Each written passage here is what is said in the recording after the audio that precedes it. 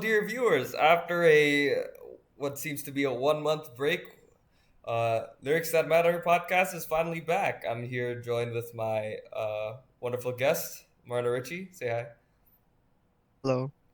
And we had some difficulties recording some of the episodes since someone's LED screen got broken. So, My uh, bad. LCD, by the way. oh, yeah, my bad. But anyway, we're here recording a marathon of podcast episodes just so that we can catch up. And well, with a week left before school, uh, well, I'm sure it won't affect the casting too much. So, Rano Richie, do you know what album we're going to be reviewing today? Kanye's most, apparently the best album made by Kanye. It's called My Beautiful Dark Twisted Fantasy. Mm-hmm. Uh, so we at Lyrics That Matter, we love all kinds of rap music, but some artists are quite controversial. So we'd like to separate the art and the artist. And My Beautiful Dark Twisted Fantasy is made by Kanye West, who is a very controversial topic right now. The album was released on November 22nd, 2010, and it was primarily produced by Mr. Kanye West, and even having some guest appearances by Nicki Minaj. Uh, I'm pretty sure Kid Cudi, John Pusha Legend. T. Oh yeah, of course, Pusha T, with the very highly overrated. Would we say overrated song? That's the Runaway. best. It's one of the best. It's one of Runaway's the one like best. one of We can't say that it's overrated. It's Runaway. So anyway, um, since we're already behind schedule, let's listen to the first song. So the first song that we're going to be listening to from My Beautiful Dark Twisted Fantasy is, of course, Dark Fantasy. Ready, Myrna? Yep. Let's go. So, to cut the time on editing, we've decided to cut the transitions. So whenever you hear the intermission pause, that means that we're listening to the music, and that was Kanye West's Dark Fantasy from My Beautiful Dark Twisted Fantasy, and it is the intro to the album. Uh, Along with Moreno, I also have another guest. We have Keanu here. Hello, Keanu. Hello. Uh, It's nice to be joining y'all. Thank you, Keanu. Uh, Along with Moreno, we're going to be listening to My Beautiful Dark Twisted Fantasy, a bunch of songs from the album, and then we'll move on to the next album. So, uh, Keanu and Moreno, let's hear some of Moreno's opinions first. What did you think of My Beautiful Dark Twisted Fantasy as... No, what did you think of Dark Fantasy as the intro to My Beautiful Dark Twisted Fantasy? In my opinion, it's really melodic, you could say. It's very like organized in a way where every chorus is perfect with each other. I guess that's what I gotta say. And what do you think, Keanu? And the first song on the album really determines how the album goes, in my opinion. Mm-hmm. So, Mm-hmm. by Kanye putting the dark fantasy thing, Mm-hmm. the dark fantasy music, it brings a whole sort of set mood for the entire album. It brings sort of like deep desires and like almost comical at this point. You know what? I agree with you. I agree with you 100% with your point because My Beautiful Dark Twisted Fantasy is, of course, well, but judging by the title, it's going to be fantasy like. And what supports that is the intro. And what we heard from the intro of Dark Fantasy was a skit that was set by Nicki Minaj. And interestingly, it was set in a British accent where she really stretched out a lot of the vowels as well as like putting a lot of emphasis on different letters. And It's also to add, oh yeah, go no ahead. no no no go And ahead. also to add, what I analyzed from the beat, it brings a more fairy tale stuff. So it really sets the mood. It really sets the theme of the whole album. Not only by the vowels, vocals, but also by the beats and the shings of the album, the song. Exactly. And you know, Nicki Minaj, she ends the skit with like, "Well, gather around, children, zip it, listen." It's almost like she's an old lady that's about to start telling a very dark and twisted fairy tale. Exactly. Reno, what are some other choices that you could have identified? In my opinion, Kanye also references like fantasies, as in Mm-hmm. him living in like Chicago Uh-huh. at the time before the album was released, and like he explained about his fantasies of being rich and Mm-hmm. being full of wealth and fame. Mm. So Yeah, I've noticed that fantasy like stuff, wealth and fame, and the fact that the looping like sample, I guess, the part where they sing, "Can we get much higher, so high?" Like it's almost questioning, can I reach the limit? And you know what's something fantasy like that's really brought up in many different literatures when we're talking about like unachievable stuff. We talk about the American dream, and I think that this song serves not only as a interesting opening to an interesting album, but also as a strong critique of the American dream. You know what the American dream is, guys? What would it yes. be? So the American dream is the well, it's the belief that I think what from what I know, the American dream is it's a set of ideals. It's a set of it's a set of ideals that's rooted in the United States, and it's a dream where someone can have the opportunity if they work just enough, just work hard enough, they'll be able to achieve prosperity and success, regardless of where they come from.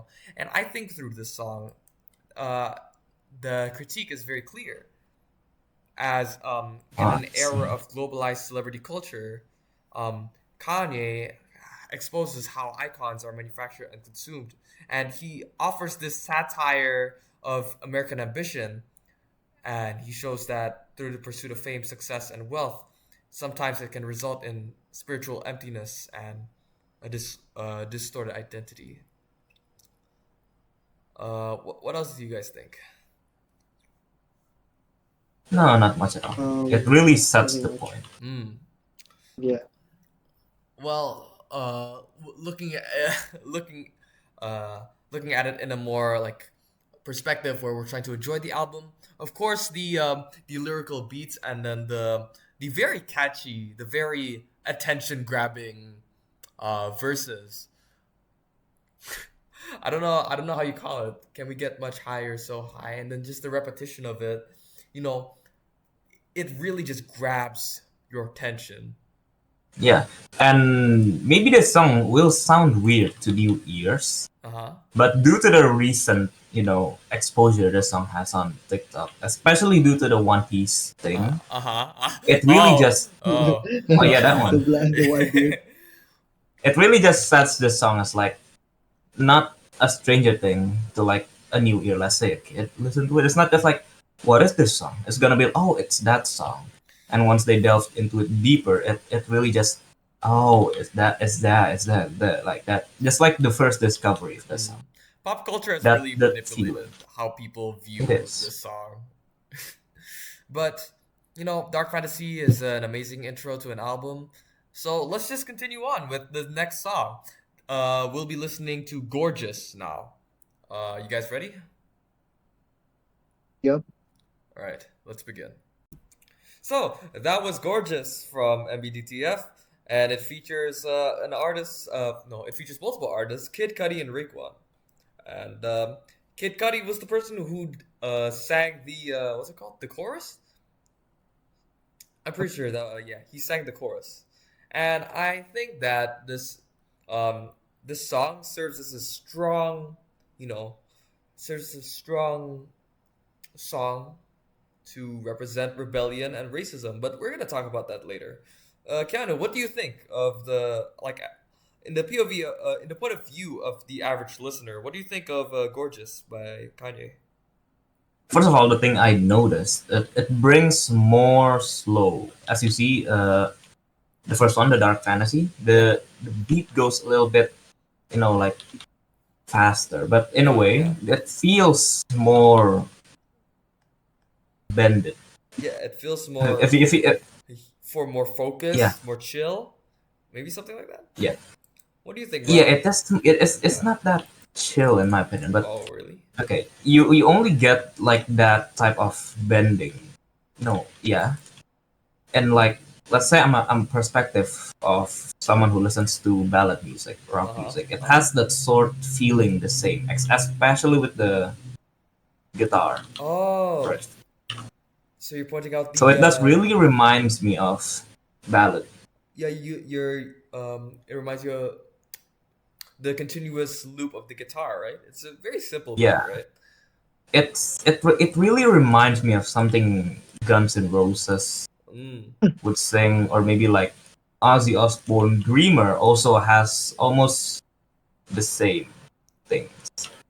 What do you think, Ronald? As a, I'm pretty sure you are a religious Kanye listener because you know, Religious? you know, Kanye has released a lot of good songs, and you know, as the rap expert here, I'm pretty sure you've listened to him religiously. No, you could say it's frequent, but not religiously. So, what do you think of Gorgeous, Ronald? So, in my opinion, it's really provocative, you could say, because it's very like he is very open to what he's saying in the songs. Mm-hmm. He's telling everybody about the social injustice of America and his race being treated differently. So yeah, that's what I can say. I'm glad that you pointed that out because this song is indeed about how racism is in not only the rap industry but also in society. Here's something interesting. One of the lyrics it says, "Face it, Jerome, get more time than Brandon, and at the airport they check all through my bag and tell me that it's random."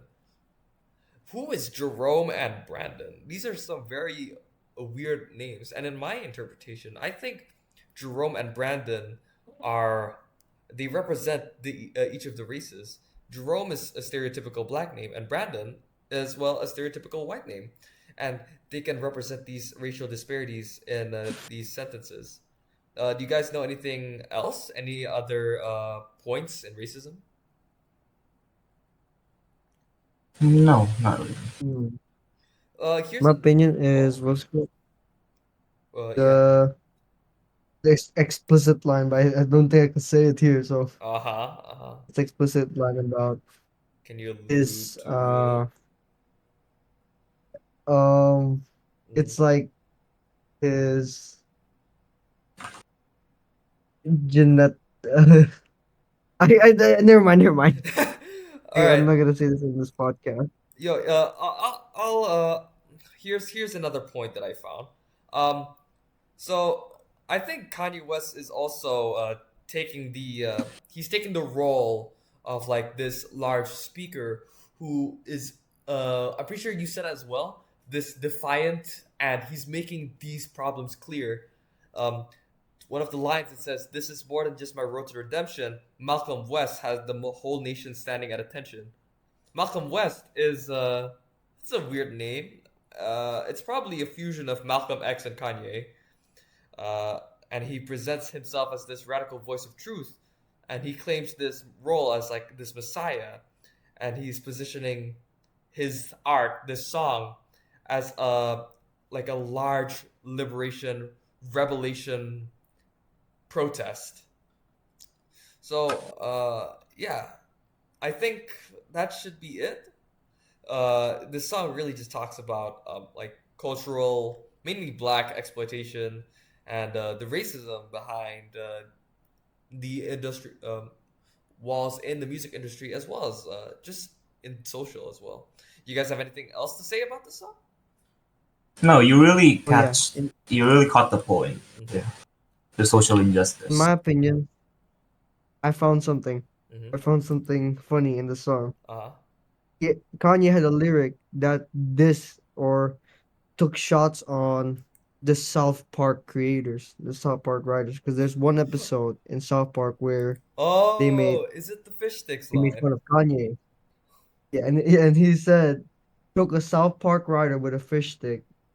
I cannot say the next line, but I insisted to get up off his this. Yeah, You know, that is a great line and because I'm pretty sure South Park is like it's mainly a white show, right? It's incredibly racist, and in that episode they portrayed Kanye as this weird well this like self-proclaimed genius who couldn't understand a joke. But I guess it's he's uh he's angry, right? He's defiant, he's angry, and he takes it as mocking. And I'm pretty sure he uses it as the racist example where white people mock black people, something like that. Could I say could that. consider at that Hmm. point. Yeah, Well, I guess "Gorgeous" is it's an interesting song. Now we're gonna move on to one of the hits from MBDTF. We're going to be listening to "Power." You guys ready? Three, two, one, start. So, I'm glad that this podcast won't get that much popular because we just listened to what would happen if you've been given absolute power, and that the only answer is self destruction. And that is the main message of Kanye West's song "Power." Keanu, what do you think of the song? Yeah, what I think of the song, it really matches today's society because Mm-hmm. from my perspective, it really happens a lot these days. People searching for power, Uh huh. either through a lot of stuff. Let's say the most recent and the most probably most probable answer, Mm-hmm. corruption. Of course. Let's say corruption and just like manipulating others to, get power. I But don't. all of the corruption will always lead to destruction of others and self, as you see the people not having good family, and it really just matches today's. Oh, I like how you connected that to today's society. Myrna, what do you think of the song? my opinion is very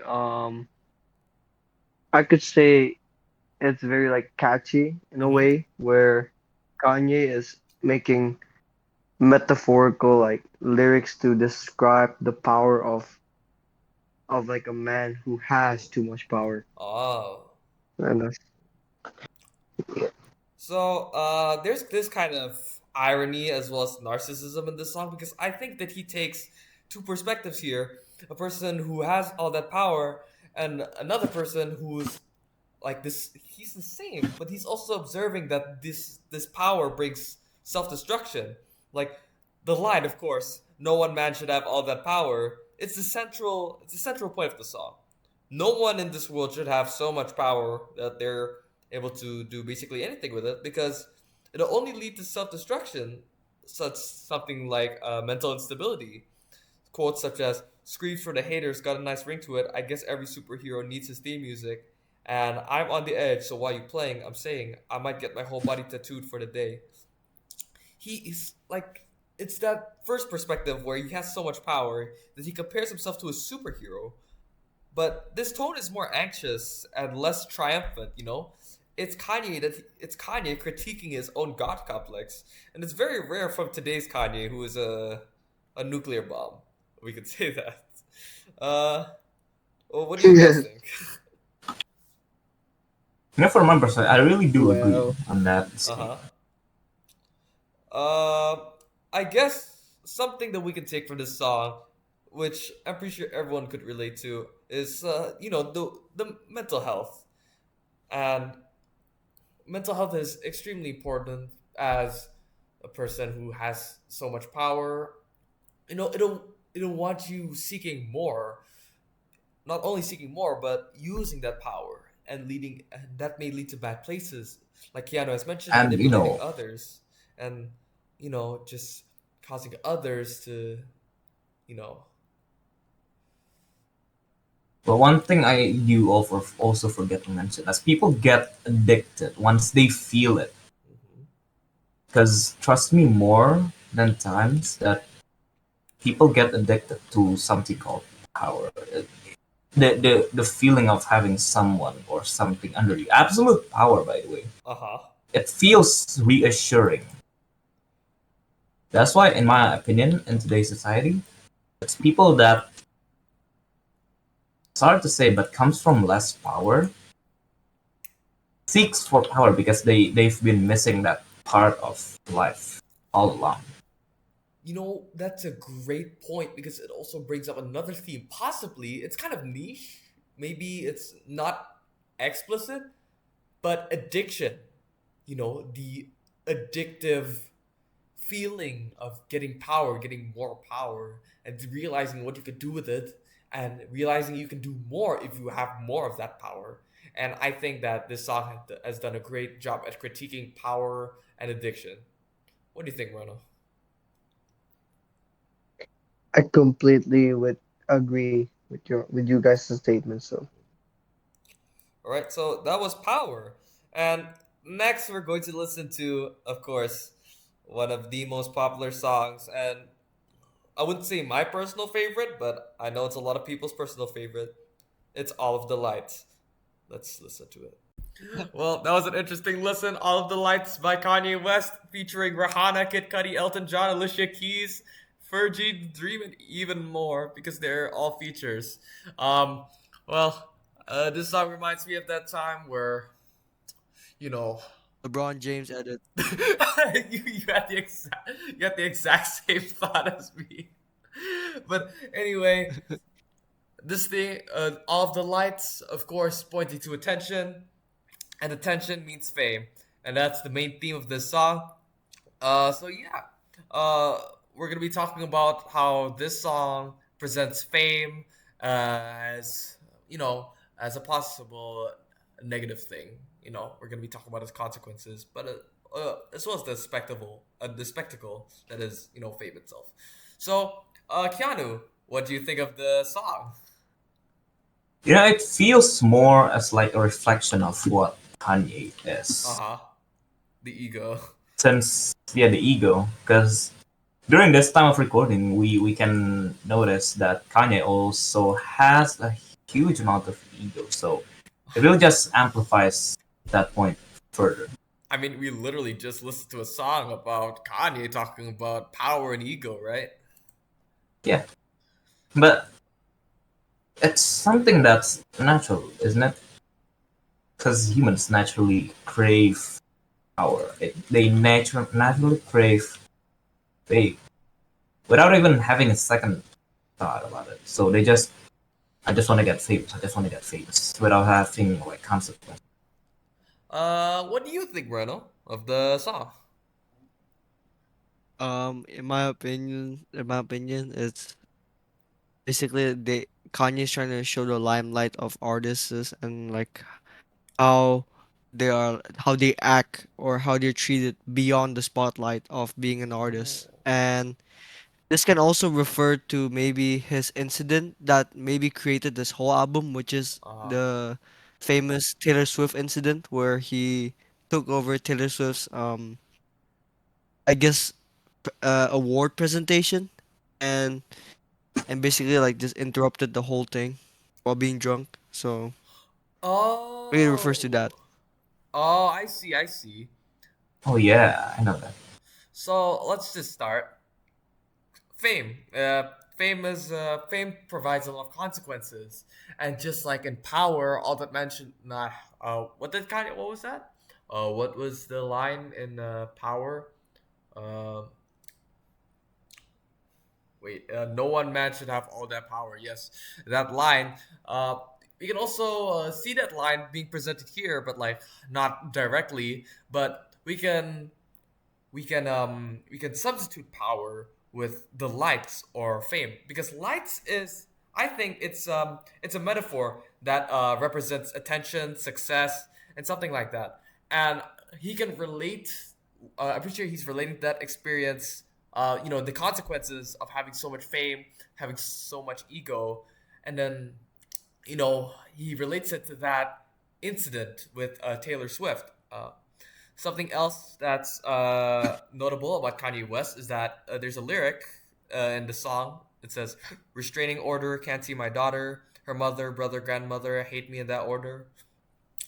These are some raw confessions that that are there. I mean, they're fictionalized through this album.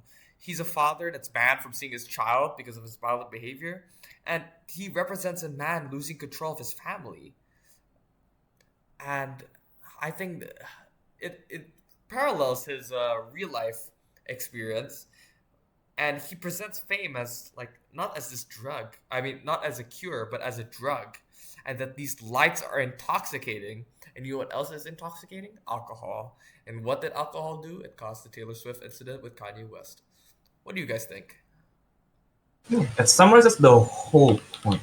I Mm-hmm. feel like power and all of the lights are somehow connected in a way. Mm. Because it's talking about how addicting power is. Yeah, Uh and the huh. next time is fame. And fame and power is closely related due to, modern society. As I said in my previous, you can say, hypothesis, that Mm-hmm. people who craves too much power, that amount of inhumane power, until the point of self-destruction comes from less. So, I mean, Kanye is trying to implement, in my personal opinion, Mm-hmm. is that he was once this frail guy who craves like what does it feel like to be powerful? What does it feel like to be famous? And when he got it, he actually just oh, this is bad. That's why he created that song. Exactly. And I think that it relates really greatly with the point of of the song, where he really wants to be seen, and when he finally gets the spotlight, what's really on display is a man losing everything and a man that's falling apart. Exactly. Very beautiful song. And I guess something that, well, fame and power, well, fame itself, craving attention, is that really a global issue? So Hmm. maybe, Why you want to relate TikTok to this? maybe not TikTok. Wait, maybe TikTok. maybe Maybe TikTok. TikTok. Yeah. Maybe TikTok. You're seeing all these Because new put it art. into perspective. Uh huh. Some people are willing to do stuff that are, Uh huh. let's say, underwhelmingly negative Uh huh. to them. Like, let's say the most extreme part, selling their body for stuff. Mm-hmm. Maybe like doing pranks, which looks desperate enough because fame is gained by how helpful you are, not just how impactful you are. Uh huh. Because to make impact is quite easy. You can just go to a park and scream. You made an impact. Mm-hmm. You impacted everyone's day. Like, who's this weird guy just screaming? But let's say a guy goes to the park and actually helps homeless. He makes impact, and he deserves that fame because he actually does something that's useful to society. Uh huh. Is there any more final comments, No. Kiana? Nothing. Thank you, Keanu, for that. It was really wonderful. So now we're going to listen to the next song, "Devil in a New Dress." You guys ready? Let's go. So there's a slight mishap. I actually missed one of the songs. It's not Devil in a New Dress. It's actually Monster. Monster continues the hype and chaotic tone follow that and it follows it follows that same tone from Power and All of the Lights. And it has artists such as Jay Z, Nicki Minaj, Rick Ross, and Bon Iver.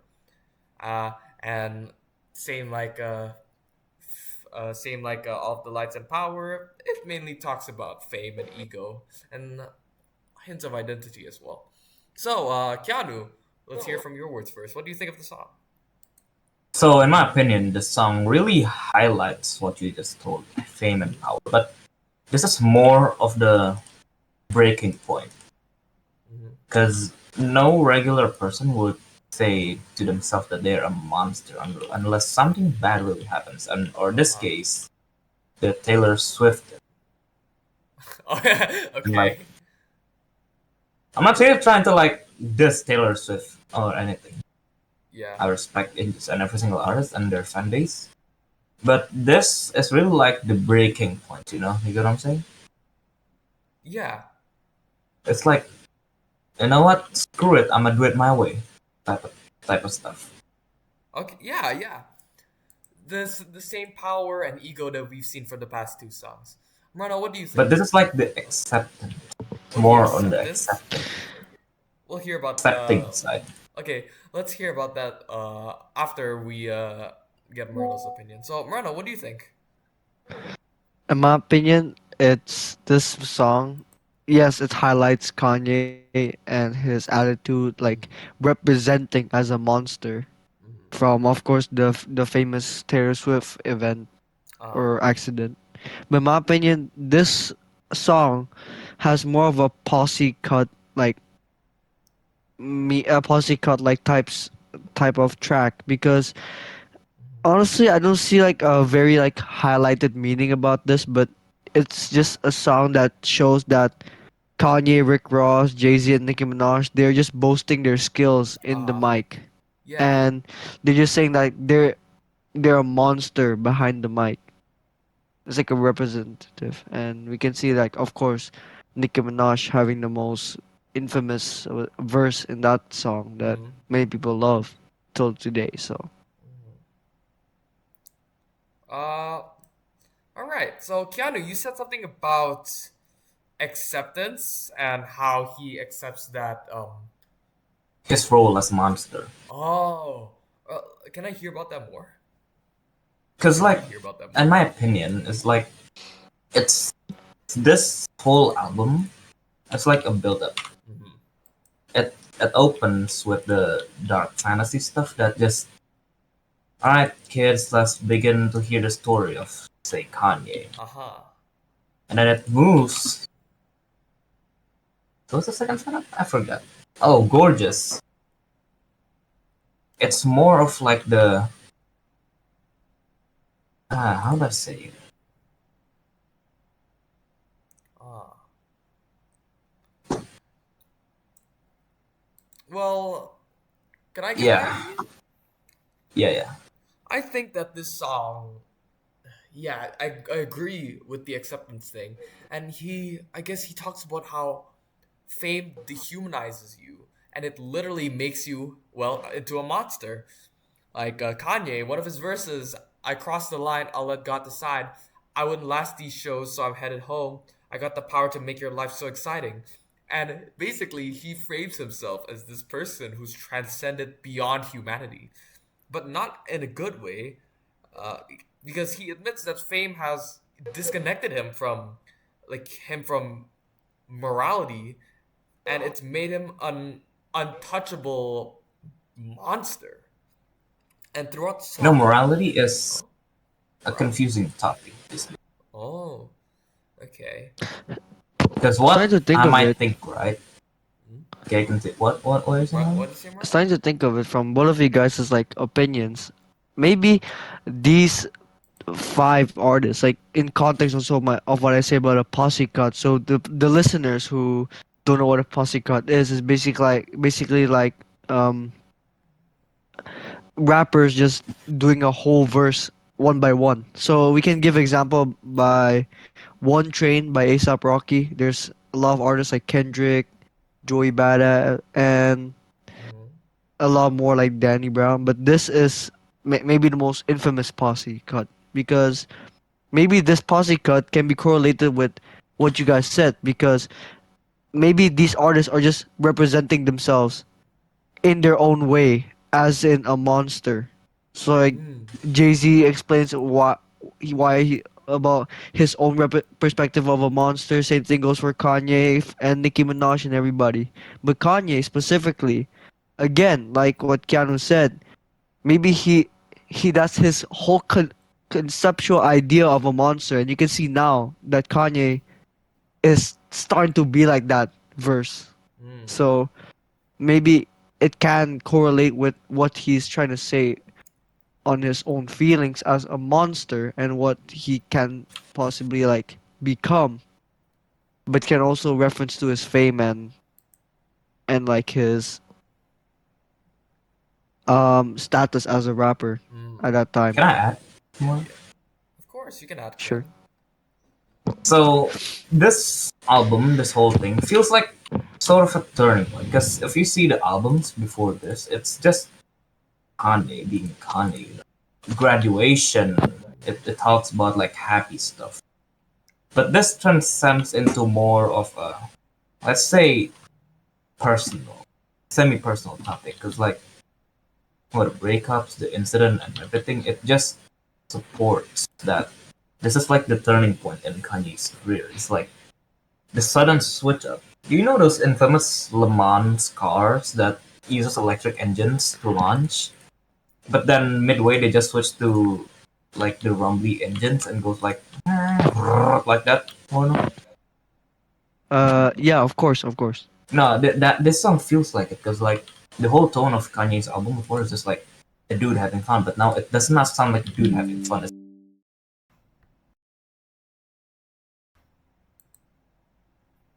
in a way. You know, I'm really That's glad fair. that we've all decided to chip in on this one. Monster really is it's a really interesting song of discussion, and it really ties that thing, the fame as a global psychological pressure, and I guess that the higher you rise, the less human you become, and yeah, I guess that's really a powerful message from Kanye. So, this is Moreno's favorite song from the album, and we're going to listen to "Devil in a New Dress." Yes. We've just finished listening to "Devil in a New Dress," and well, usually I'd ask Keanu first, but since it's Moreno's favorite song, I'll ask him. Moreno, what do you think of "Devil in a New Dress"? In my opinion, Devil New Dress is just a perfect song. Uh It's huh. genuinely, in my opinion, a perfect song because each of the verses that Kanye and Rick Ross did is just amazing. It's just purely amazing. And I also love how it's like deeply like conceptual to the actual album, which in the song Kanye keeps mentioning about his fantasies and his nasty thoughts about a girl, and Rick Ross also gives his thoughts and contemplating about his rich how rich he is. So in my opinion, Rick Ross's verse is like his his best ever verse in Uh his huh. career. In my opinion, Uh huh. it's so good that he made a music video for the verse.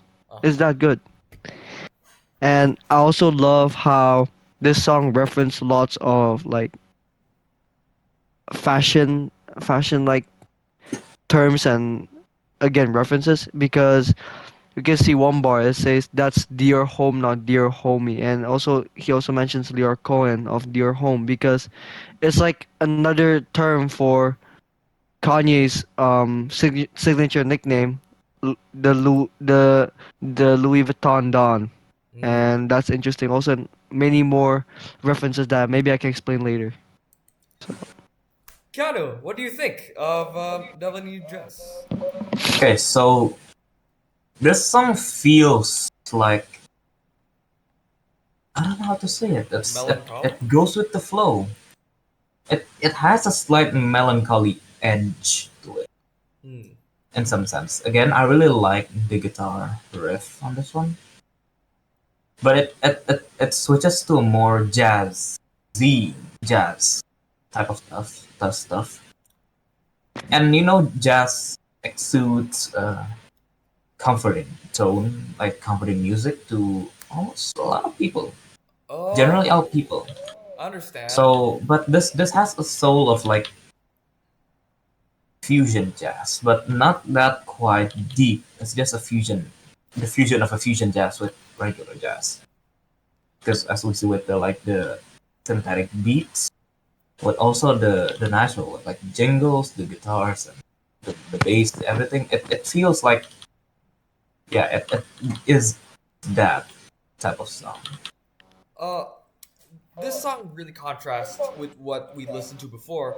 Like we listened to Power, All the Lights, Monster. They're all really hype. I guess we could say hype. It has a more uh, it has a more faster beat. But this one, it's more melancholic. And something that Keanu said really caught my eye when he said comforting. Comforting is usually presented as an illusion for something like lust. And I think the the theme of Since love this versus song, lust is very prominent. Yes, Keanu? since this song is really talking about devil in a dress, and like it feels like Kanye's iteration of like him accepting his lust, like god damn, like that. Oh, god damn. Uh, maybe I want to talk about the title. It really sets the tone. Devil in a new dress. It's like a very alluring, but also a very destructive woman. And I think it symbolizes something like desire. Like one of the quotes from the song that it's kind of funny.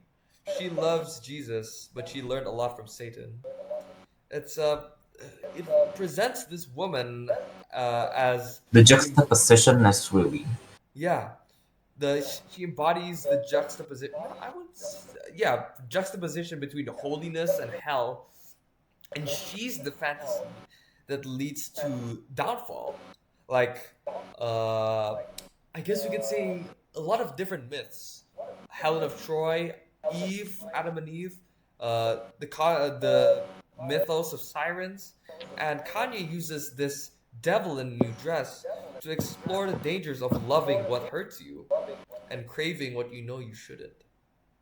He Like a presents dark fantasy. exactly. He presents love as this thing that's twisted by ego and paranoia. I'm pretty sure. yes, I'm pretty sure one of the quotes here. exactly. You'll find pictures in my email. I sent this girl a picture of my damn, and it's just Yeah, it's a raw agree. confession. It's so raw, and it isn't just about infidelity, and it's about how self-destructive these choices that he's making because of his ego. There you go again. We're talking about the ego, and Kanye portrays himself as both this victim and a villain in this toxic relationship. As his ego, it always overrides his logic, and love is supposed to be a sacred thing, but he turns it into this sort of competition.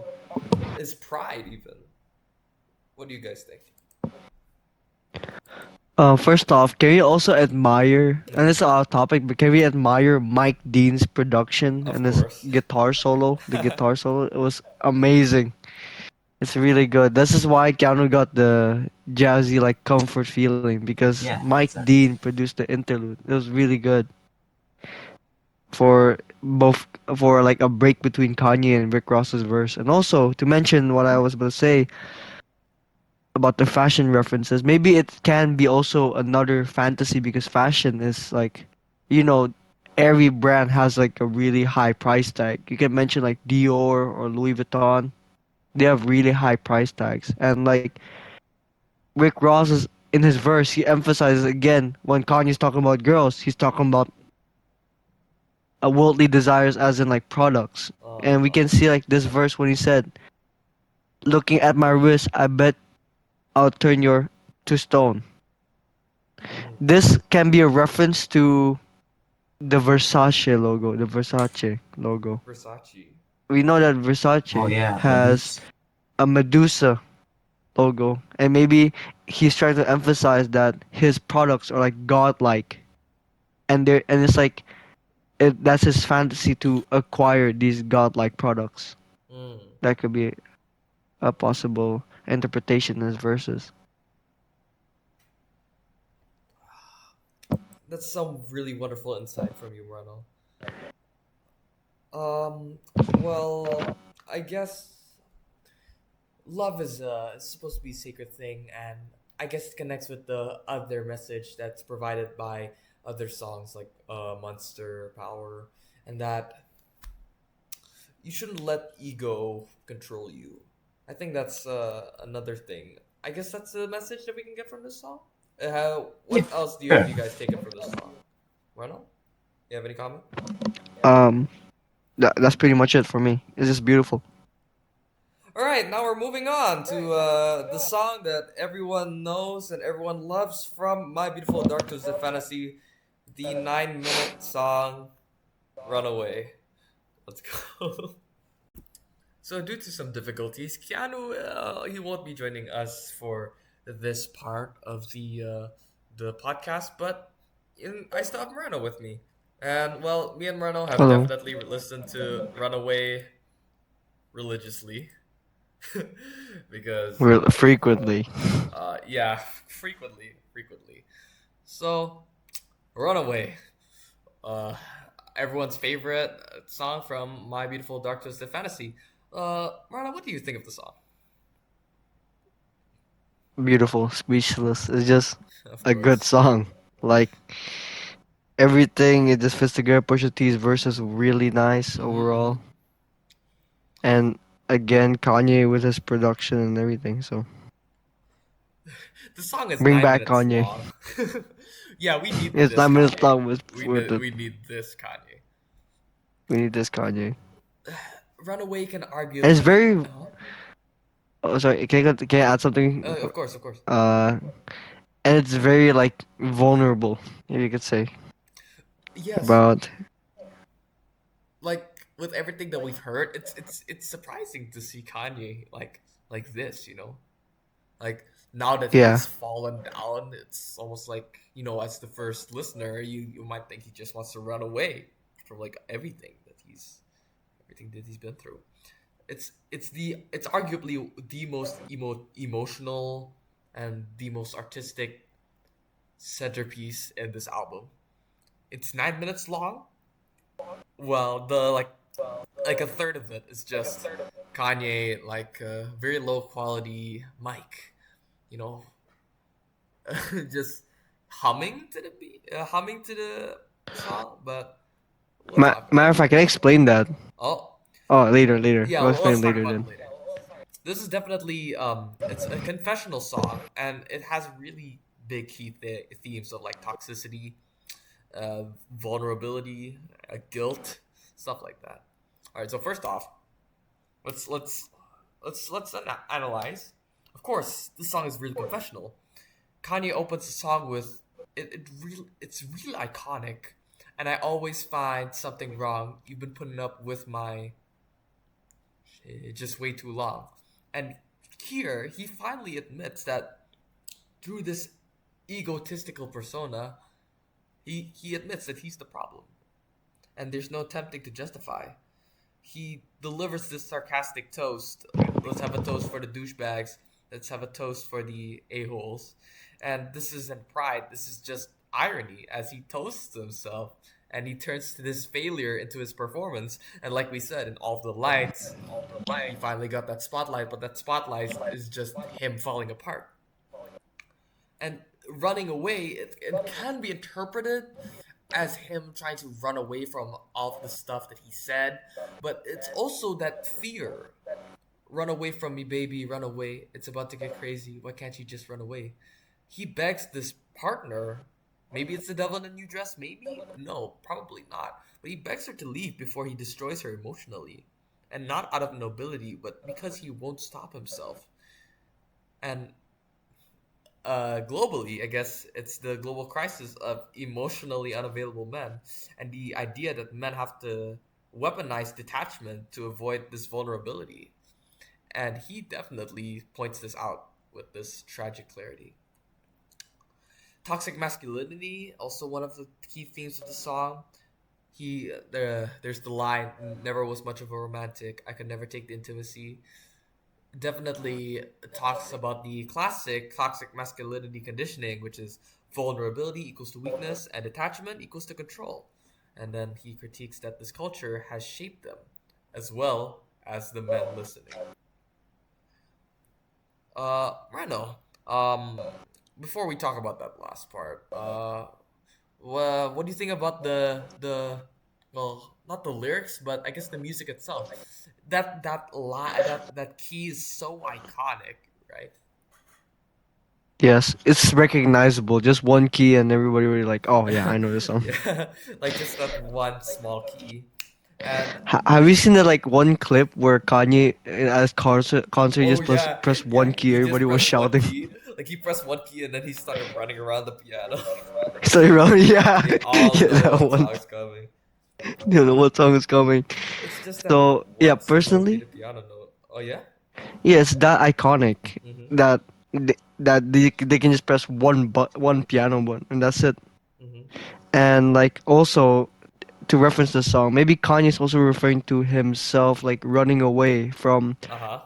the crowd and people and like their feedbacks and there was and their controversial claims on Kanye because Uh of the Taylor Swift incident. Again, going again back to the bringing Taylor up Swift the Taylor incident. Swift incident. And in context, while Kanye was making this album, he actually went to his own exile at Hawaii to make this song, Oh. to make this album. You, And that's why maybe it's running away from the public.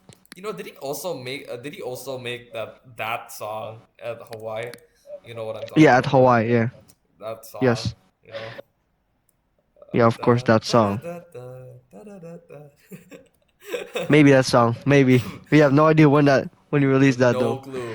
Wait. I think he made that in Japan actually. Maybe in Japan. And what's it called?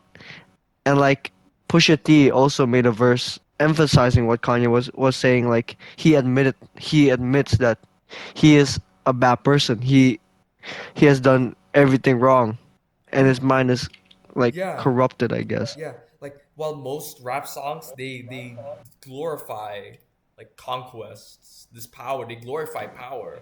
Kanye does the absolute opposite. He admits that he's at fault. He also shows that there's he also shows emotional damage and he exposes his insecurity and his guilt. But can everyone listen to his like some kind of apology or his fault? And that's in context for later on about the humming. Well, who knows? Who knows? Uh, well, let's talk about the humming actually. So the final 3 minutes of the song is Kanye singing through distorted audio tune, and it has no words. It's just him singing. Ronald, can you explain? In my opinion, the last part, he is basically singing the verses in the first one where he sang the I always find something wrong, and he just says it in humming voice because the public won't hear him. Like he won't hear his message anyways. So like Oh, it's like a mute to him. Like you're talking to like a whole crowd, but they won't listen to you. So it's like just a muted sound, just ignoring Kanye, and that's what he's trying to like show, I guess, because like it's like in context of everybody when they try to say something to someone and they ignore them completely or they just don't care. It's like that feeling where their voice is just like muted or like distorted. wow. So I guess the main theme, the main global issue here is toxic masculinity. As Yes. as a man, it really forces us to ask, why do I hurt the people who love me? Why do I run away from intimacy? Why am I afraid of being known? In a world where men are often rewarded for emotional distance, Kanye showing this transparency, showing this vulnerability, really shows that this person who's in such a high place at the time is really showing this sad side of himself. And it's really minimalist, like the song is mainly just the piano. It's just that piano repeating over and over again with this devastating self-critique. I really wish we could talk about Yeah. more. I really wish we could talk about Pusha T more, but we have to make room for the last song in this you know the list that we prepared. So the last song in my beautiful dark twisted fantasy, the last song that we'll be listening to is "Blame Game." You ready, Ronald? All right. That is the penultimate track of my beautiful dark twisted fantasy. It's one of Kanye West's most vulnerable and bitter love songs. It's definitely melancholic. and it's a genre-bending ballad where Kanye tackles this resentment, loss, and emotional dysfunction in this post-breakup relationship.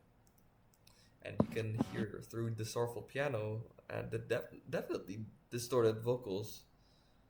Oh, and of course the outro that Blame Game reveals itself as really an emotional wreckage of toxic love and ego. Um, the song features John Legend, which he sings the chorus, as well as a few parts of the song, as well as Chris Rock in the outro. What do you think, Morano? In my opinion, is very melancholic. It's not like catchy or anything. It's just Kanye's pure feelings, and Mm-hmm. a skit by Chris Rock. Yeah, Chris Rock. Chris Rock is that his name? Chris Rock. No, wait, no, About the like singer, or the outro? no the outro. Yeah, I the think outro is it's Chris Rock. yeah Chris Rock just like talking to a girl and how Kanye's what's it called this whole album and like his motive of this album changes the girl and like creates this creates the girl to have a dark twisted fantasy. So Mm. Yeah, actually, yeah. It's not just his beautiful dark twisted fantasy. It's he's corrupting other people the same way fame corrupted him. Yeah, I'm glad you found that connection. Um, so yeah. the main theme about this song is blame, of course, and uh, the song opens with this deep regret. Let's play the blame game. I love you more. Let's play the blame game for sure. And here Kanye acknowledges this toxic nature of the relationship that he's had, and yeah, we've been hearing this relationship a lot in My Beautiful Dark Twisted Fantasy, mainly just the rise and how it was emotionally distorted throughout, like how Kanye explains it. Like I'm pretty sure Keanu explained earlier how uh, this album kind of follows this chronological line, and instead of resolving pain, both parties spiral deeper into guilt tripping, emotional warfare, scorekeeping, Yep. and he tries to reason through this pain, but it's filled with passive aggression and desperation. And there's this heartbreaking contradiction where Kanye both loved and resented this woman. He can't move on, but he also can't take accountability. I can't love you this much and I hate you this much. You wasn't perfect, but you made life worth it. Stick around, some real feelings might surface. It, it just captures this emotional whiplash of love turned to grief. And yeah. Um, what do you think, Reno? My opinion is purely off like Kanye's perspective and like his relationship with his ex, which her name if I'm not wrong is Amber Rose, and how they like he starts to have like this like thought where it's like there's like a fantasy that I want to live in, but I can't like fulfill because of my ego or the blame game of like how he treats a woman and can like impact her to have the same dark thoughts as him. So that's all I'm gonna say.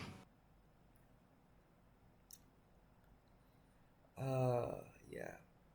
I think there's a lot of there's a lot to open in Blame Game. Honestly, it's kind of boring, right? There's Yeah. really the production feels really soulless, but the lyrics and how Kanye uses these lyrics.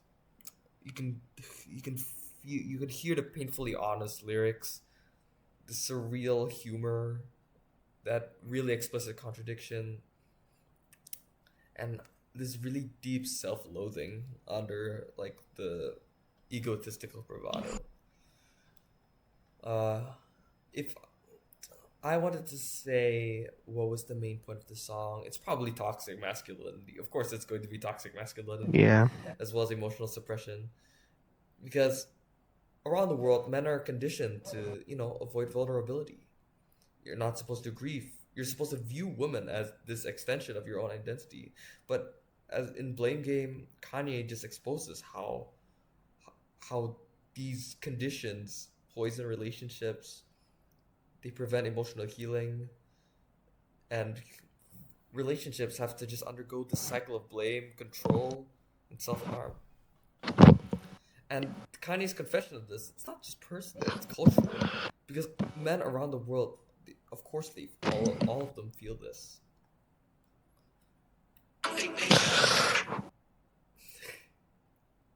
My My bad. beautiful. Sorry, guys. Oh my god, I was My about my to. my my iPhone camera, my iPhone's no, not camera, my iPhone speaker just turned on all of a sudden because it didn't work for a couple minutes. But you may continue. Sorry, Dude, everyone. I was about to. I'm keeping this in. I'm keeping this in. They need to know. They need to It's know. okay. Yeah, it's I okay. was I'm about to sorry, start. I was everyone. about to start this sad, melancholic ending to the podcast. just to freshen everyone up, you Just know. to freshen everyone up, Wait, okay, let's get back into the mood. My beautiful dark. Oh, God dang it! All right, wait. Chill out, chill out. My beautiful dark twisted fantasy. It's definitely one of Kanye's most emotional albums, where he really does confront himself and he shows how vulnerable he is. It's the exploration of a man who was consumed by power, pleasure, and performance. And he knows he's spiraling. He knows he can probably do something about this and change. But he just chooses to fall anyway. Fame is a monster that is disguised as this fantasy. And you can tell that from the opening of Dark Fantasy to the grotesque roleplay of Monster, that Kanye presents fame as this mythical reward. And it quickly just shatters down, becomes this curse. He portrays himself as both the king and the fool, who is admired and hated. And the fantasy of being a celebrity is beautiful, but it's incredibly twisted underneath. Ego is both an armor and a poison, where on Power, Kanye mocks his god complex, but also fears its consequences. On Runaway, he sarcastically toasts his own toxicity. Let's have a toast for the douchebags. Let's have a toast for the a-holes. And on Gorgeous, he confronts racism while maintaining defiance and arrogance. His ego protects him from this vulnerability, but it also destroys his relationships and self awareness. He also talks about how love is corrupted by lust, control, and insecurity, where in a devil in a new dress, his desire is a weapon and beauty is dangerous. In Blame Game, he turns his grief into sarcasm, and it explains how masculinity turns heartbreak into possessiveness.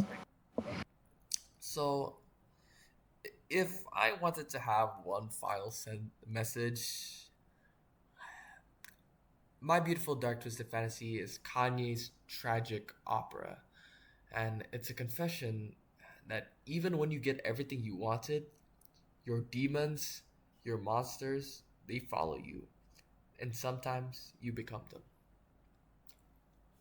So, it's time to rate the album. I'm pretty sure, Moreno, you've listened to this album before, right? Yep. Um, this is technically my first time listening to it, but I've listened to All of the Lights and Runaway multiple times, of course. Uh, so I'm interested to know, if you had to rate MBDTF from a scale of 1 to 10, what would you rate it with? Okay. First of all, Nathan, I just want to say, Uh, Anthony Fantano rated this a 6. okay.